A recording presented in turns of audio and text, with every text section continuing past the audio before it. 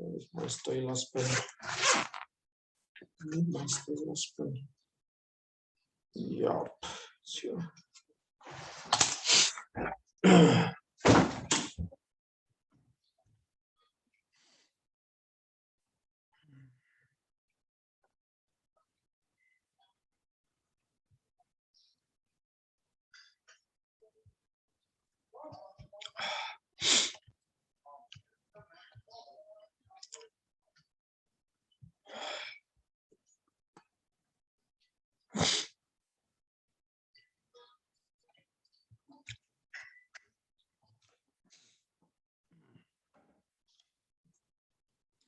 Okay, welcome back everyone.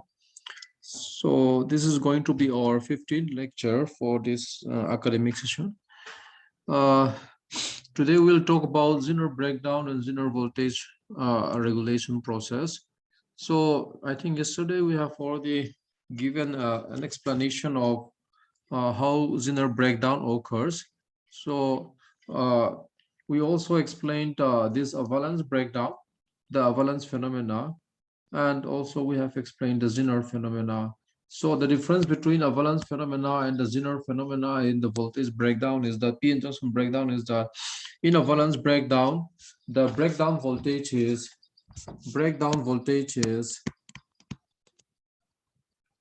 right. Breakdown voltage is usually very high. Okay, and also in avalanche, this breakdown occurs in normal diode under very high. Oh, hello. Good morning, sir. Morning. Oh, the department ako. Oh. Online exam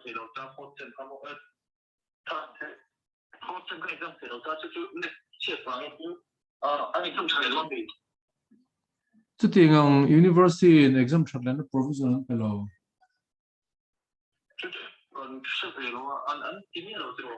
Oh, information than download officially. Oh, officially in my information. I reevaluate exam log. That's why internet chat vanga exam log so exam filo. Exam log reevaluate to form cholo. Oh, back paper and email too. University notice ka exam cell email hello check la given the one one kina. University noticing ma kamulo chat. Oh, university notice ka internet chat vanga exam thilo ta na exam lane to provision ka university and CM ma notice kala hulawa. An mani chon zirlai chon information university training and dongyam. Ti wel ta kala zor lamo. Ki mani chon official in notification ning ma ka hulawa. Chu ma chon back paper ne ki kan. An exam lo chon back paper ne tok mai. Ni nom lo. Oh, and money university trong communication don't know so give money trong don't know exam pattern.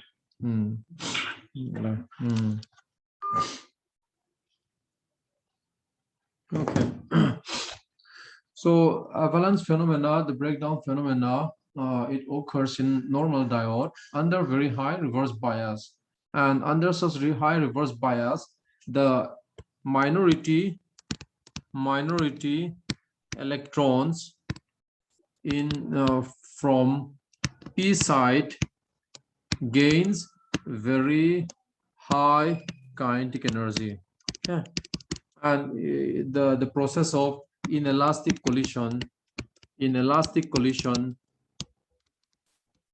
results in breaking down of the p-n junction because of the inelastic collision results in release of additional electrons, and those additional electrons subsequently they travel with high kinetic energy under high reverse bias, and then they undergo another inelastic collision, and then it will be a subsequent process like an avalanche process.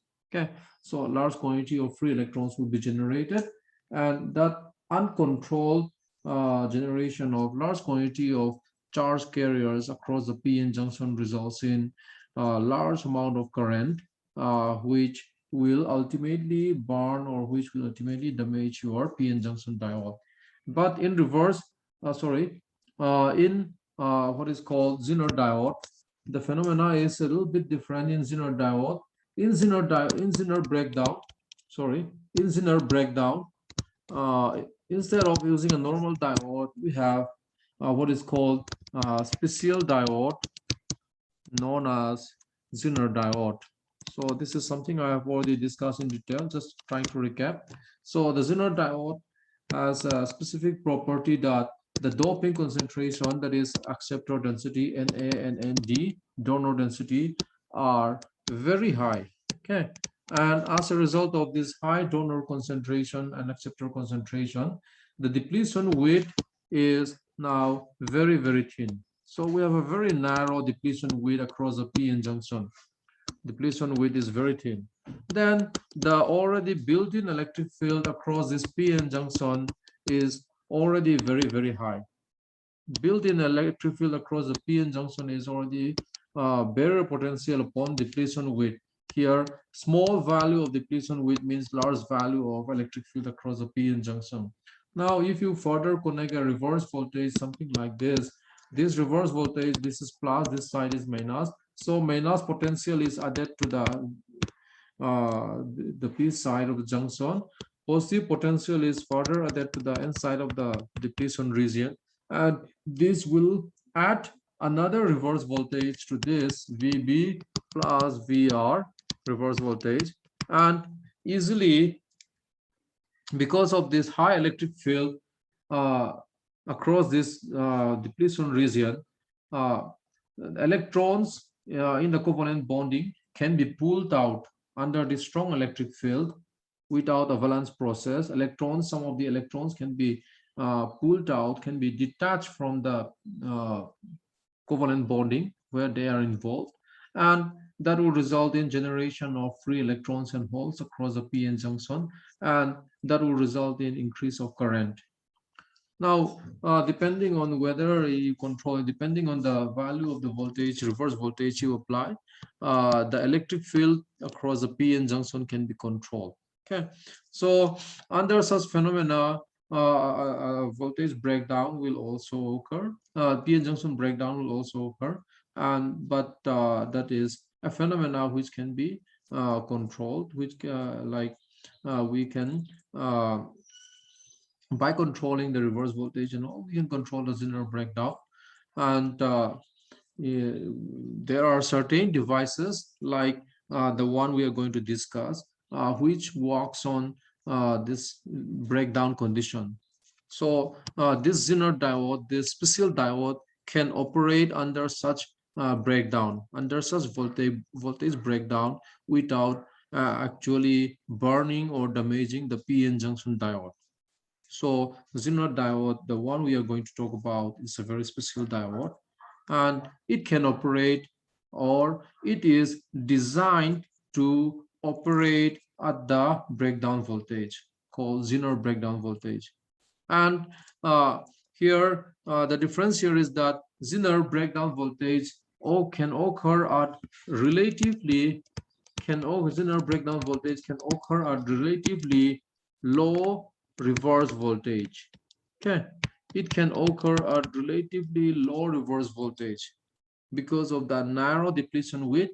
Electric field is already very strong, the built-in electric field. So if you just add small amount of reverse voltage, it might be sufficient to cause control Zener breakdown across this p-n junction, which is a special diode, Zener diode. Okay, it can occur at relatively low reverse voltage.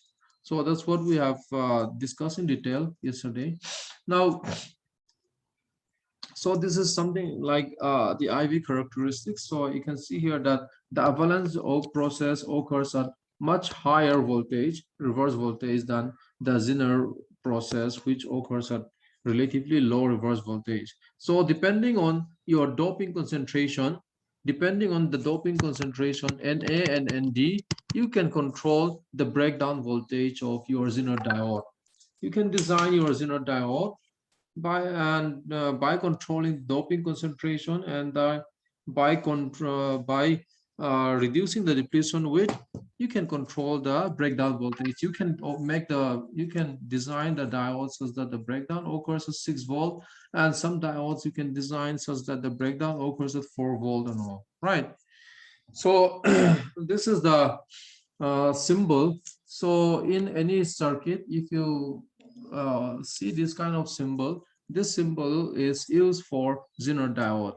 So like I have already shown you before, the usual diode symbol is something like this, with this arrow head but with a flat line. But Zener diode, in Zener diode we have this thing. Okay, so it is a symbol used for Zener diode. You should be able to differentiate between normal diode and Zener diode just by looking at the circuit symbol, right? So the breakdown voltage, the voltage at which the Zener breakdown occurs, is called Zener voltage. The voltage at which the Zener breakdown occurs is called Zener voltage. Here we usually write it as V subscript Z. So this side, as you know, is the forward voltage and the corresponding forward current. The IV characteristic curves varies like this in the Zener diode also. But on the reverse side, that is reverse voltage is applied in the reverse direction. This is the reverse current. So this Zener voltage is usually at very low voltage, 3, 4, 5, 6, depending on the design of your Zener diode, as I said. And this is the reverse saturation current. IZ is approximately IZ is what you call Zener current, approximately equal to your reverse saturation current. Okay, so due to the minority charge carrier before the breakdown occurs, that is the minimum current across the Zener. And when the breakdown occurs, from IZ it will start rising, and as you increase the as you apply certain value of reverse voltage, the current can increase depending on the reverse voltage you applied. And the voltage that will be measured across the Zener diode, the voltage that will be measured across the Zener diode will remain constant at Vz. The voltage that will be measured across the Zener diode will remain constant as Vz, because once the breakdown voltage is attained, let's say the breakdown voltage is 6 volt, for example. If your reverse voltage Vr is equal to breakdown voltage, Zener voltage of 6 volt, then the voltage breakdown will occur. Okay, the current will start rising in the reverse direction like this. The current is increasing in this direction. Now, if you increase your reverse voltage, Vr increases. Vr, even if you increase, it will not alter the voltage across the Zener diode. The voltage across the Zener diode remains at 6 volt. However, the current across the Zener diode will increase if you increase your reverse voltage further. Okay, so then the current across the Zener diode will increase, and eventually, if you keep increasing your reverse voltage, the current will keep increasing along the reverse direction. So if the current across the Zener diode is has attained such a large value, that is the maximum power condition, that is power, you know that power is equal to Vi. Power and current are related by voltage into current. So if here the voltage here is your Zener voltage, that is fixed Vz, it cannot go beyond that. As you can see in the IV characteristic curves, the voltage that appears across the Zener diode cannot go beyond your Zener breakdown voltage. It will remain Vz there. But with the increase of Vr, you can increase, it will result in increase of your Zener current Iz. So when Iz rises, when Iz increases, the reverse voltage increases, that will result in heating. Okay, so when you pass large quantity of current,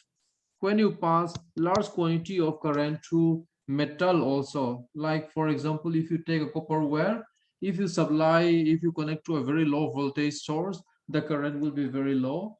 And if you increase the voltage, so if you increase the voltage, the power supply to that, then the material will now pass large quantity of current, and when you have large quantity of current across any metal, that metal will start getting warm, right? It will start getting warm, and if you pass large quantity of current for a longer time, the metal will become heated. Okay, so just like that, in this PN junction diode also, if you are having a large quantity of current that is up to this IZ, the heat produced by the current, that is the heat produced or the power dissipated, the power given out through heat, the power dissipated will become so large that that PN junction will now be like that the PN junction will now burn. Okay, the PN junction will now be damaged. So this IZ max is called the maximum power condition. Okay, the maximum power condition, the maximum power current, the maximum power current. So what you need to know here is that in designing this Zener diode, you can control the breakdown voltage, and once the breakdown voltage is attained, you can vary the current between what is called IZ minima and IZ max. But if you reach your IZ max by increasing your reverse voltage further, much beyond your Zener voltage, that will result in heating and large amount of power dissipation across the PN junction. And when that maximum power, such as given by this expression, is attained, your Zener diode will also get damaged. It will also get damaged, just like a normal PN junction diode, as in the case of avalanche process. Because in the avalanche process, in the uncontrolled voltage breakdown, and the current becomes very, very large, and that completely burn your PN junction. So if you increase your Zener voltage, if you increase your Zener current IZ up to this IZ max, the power dissipated by the current, the PN junction will become too large, and it will damage your PN junction. Okay, so what you need to know is that by looking at this IV characteristics, you can see that the voltage across the PN junction of the Zener diode,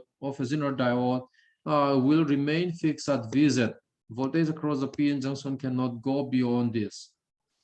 But the current across the PN junction in the Zener diode can vary between minimum and maximum, IZ minimum and IZ maximum. So depending on that, the current can vary across it, while keeping the voltage across the Zener diode at fixed value called Zener voltage, at fixed value called the Zener breakdown voltage. So that particular phenomena in which the voltage across the PN junction, that is the Zener diode PN junction, remains fixed, well, you can vary the current, well, the current across the Zener diode can vary.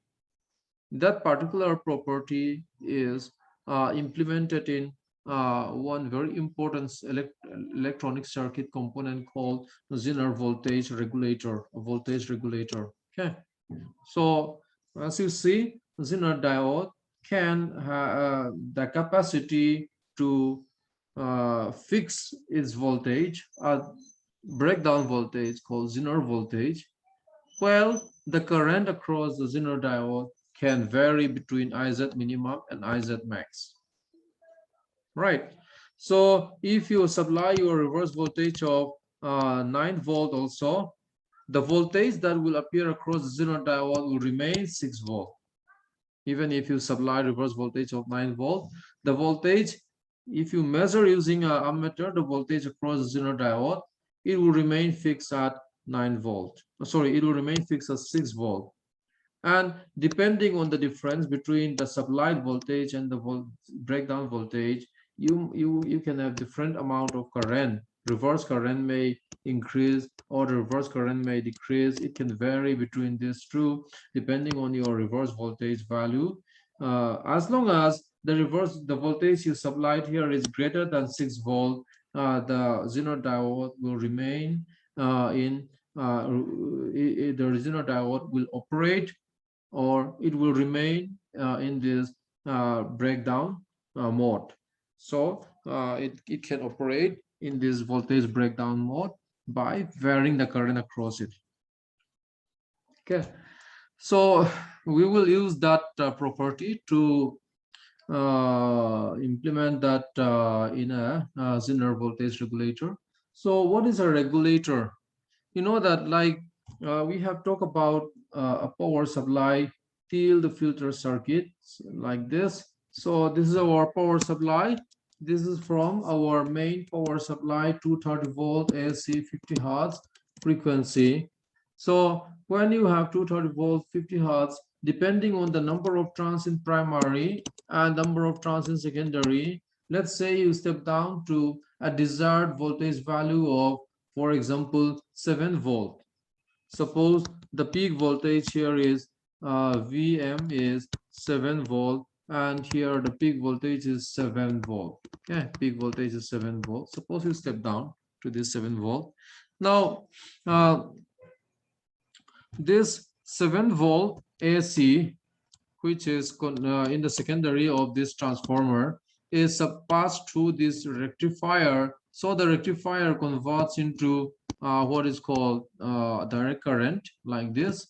And after this rectifier, we connect what is called filter. This is particularly a pi filter. So after connecting a pi filter, the signal becomes something like this. The signal becomes almost flat. The signal becomes almost flat, for example. Okay, the signal becomes almost flat after passing to the filter. So it's more or less like a DC current now. So that constant current is supplied to your load resistance. So here, what is your load resistance? Your load resistance can be equivalent resistance of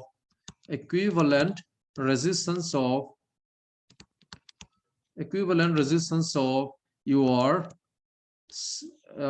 equipment, electronics equipment.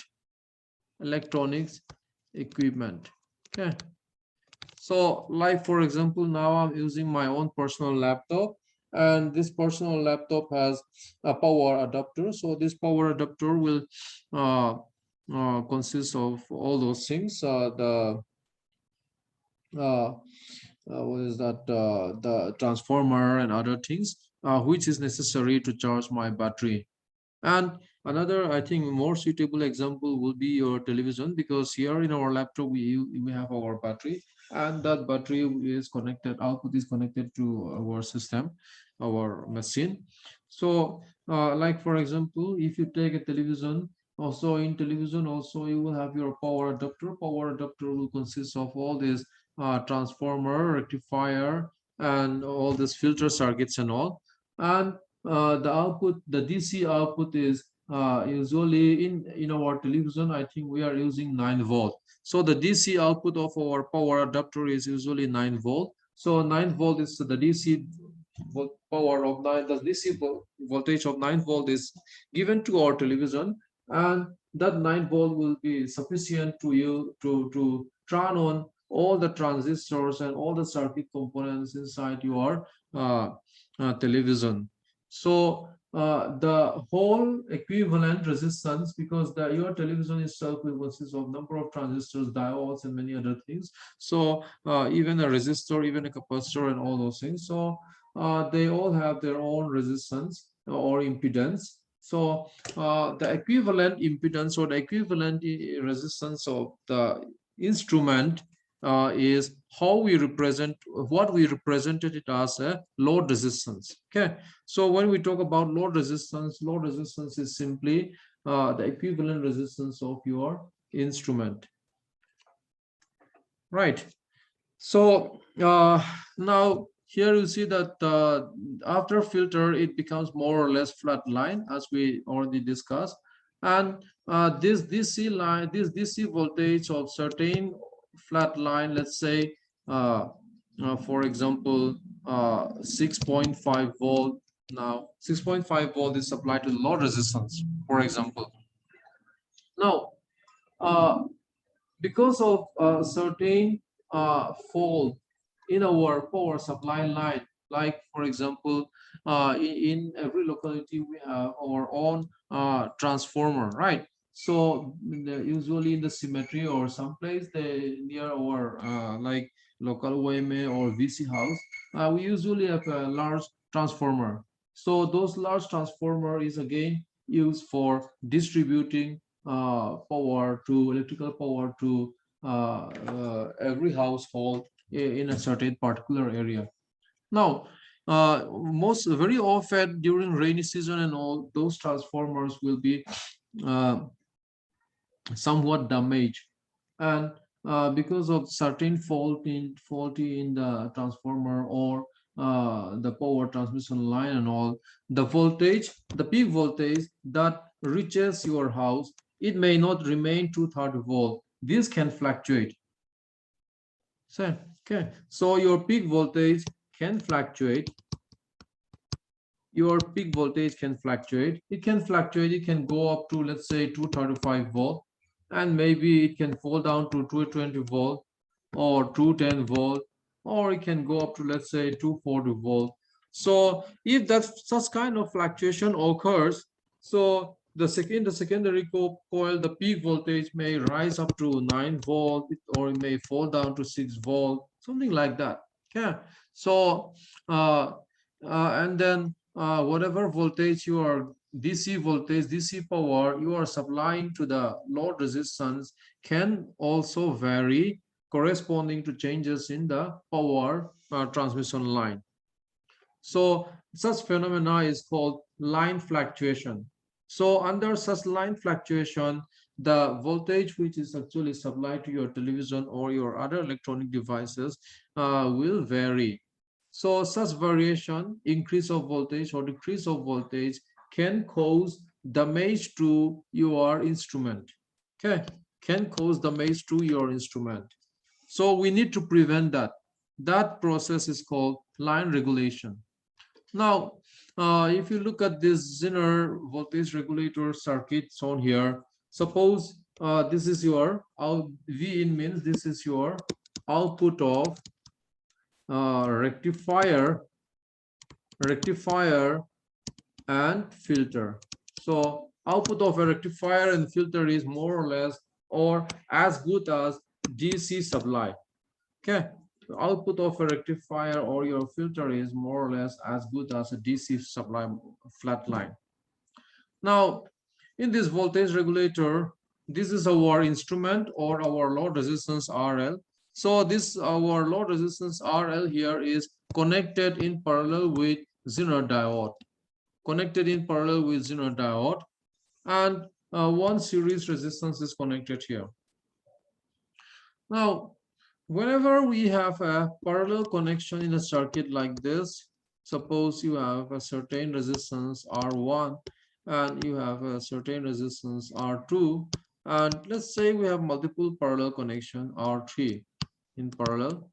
Here, if you measure the voltage across this resistance R1, let's say V1, voltage across this resistance R2, let's say V2, voltage across resistance R3, let's say V3. In parallel connection, V1 is always equal to V2 is equal to V3. Okay. The potential difference between R1, that is this point and this point, as you see, the potential difference across your R2 is the potential between this and this. So it doesn't matter how many branches you have in a parallel connection, the voltage appearing across each and every parallel circuit remains equal. Now, as we said, once we set this Zener diode into reverse bias under this connection. Positive is connect to N type, negative is connect to P type here. Reverse connection, reverse bias connection. So, and once the breakdown voltage is attained, the voltage appearing across this Zener diode will remain fixed at VZ. So